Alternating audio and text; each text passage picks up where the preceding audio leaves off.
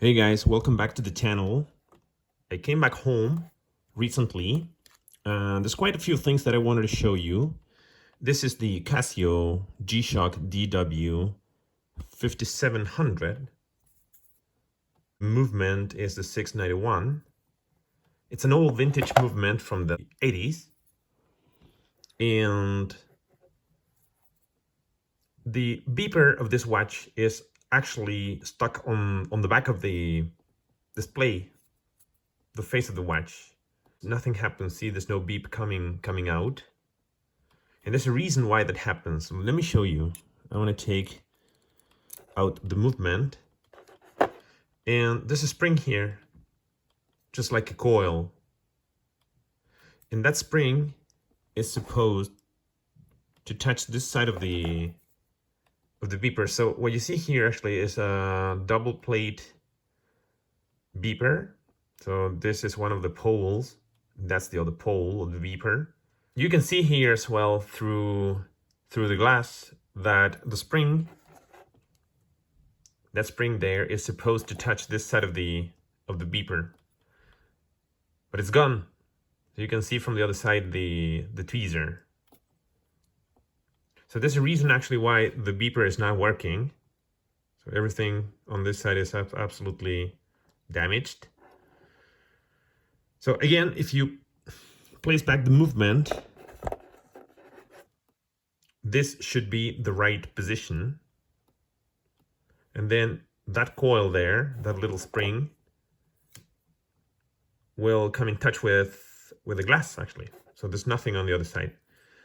So what I want to do, so let me show you what happens if I place the movement back in there in the case upside down. So now the coil will be touching this side of the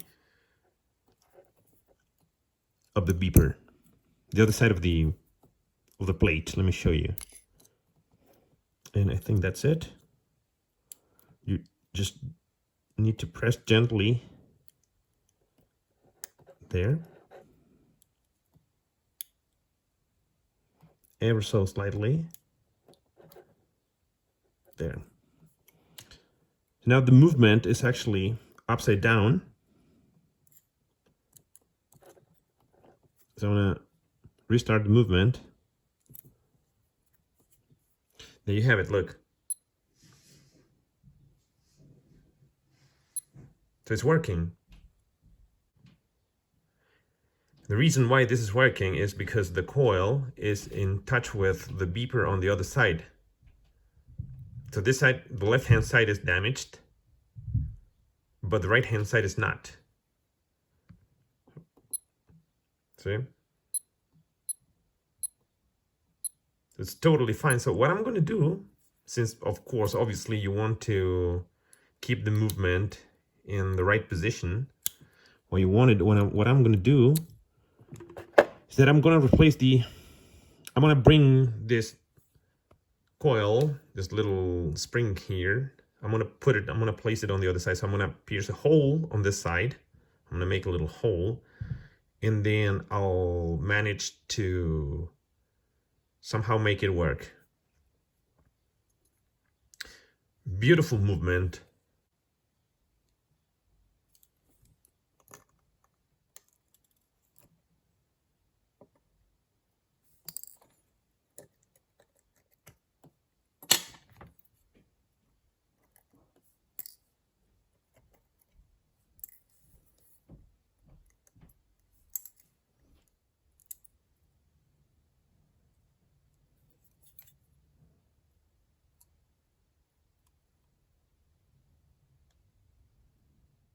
So the little coil, the little spring, comes in contact with this area here. So let me zoom in a little more. So I have to manage to, let's say, shift this little plate from right to left. And that's going to be a little difficult because, as you can see, there is the light bulb on this side. I just need to manage to find the equivalent contact coming out of this segment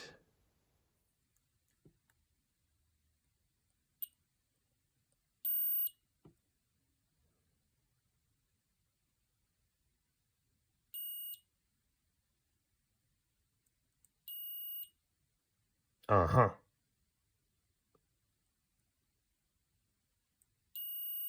Uh-huh.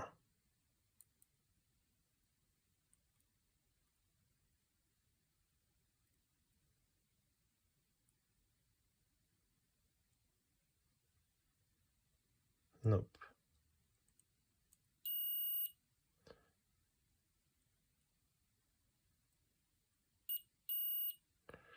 So it's right here. This is the one I need. Okay, so I applied the compound from side to side. I basically formed a path between this point of contact. I went around the plate and came out here on this side.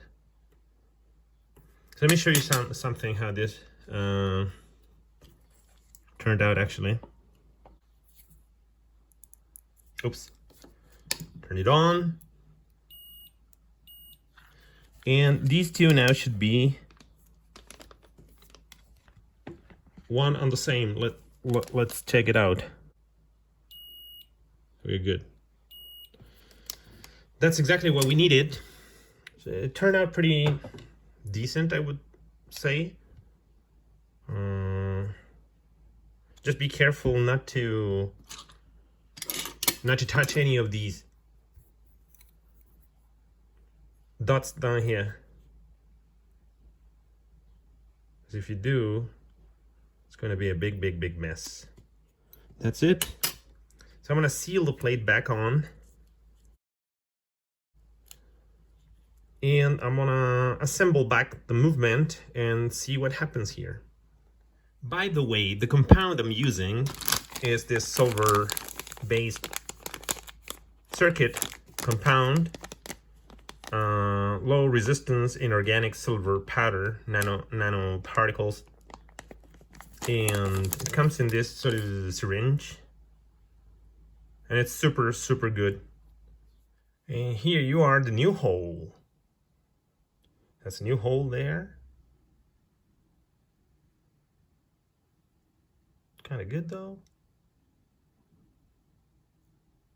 Yep. And here we have it. It's movement. And I flipped the coil here, the spring from right to left. So let's see if this works. Yep. Alarm mode, dual time timer, stopwatch, and then back to the time mode.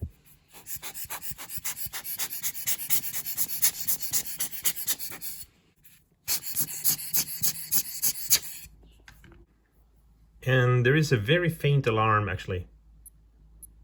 Can you hear that?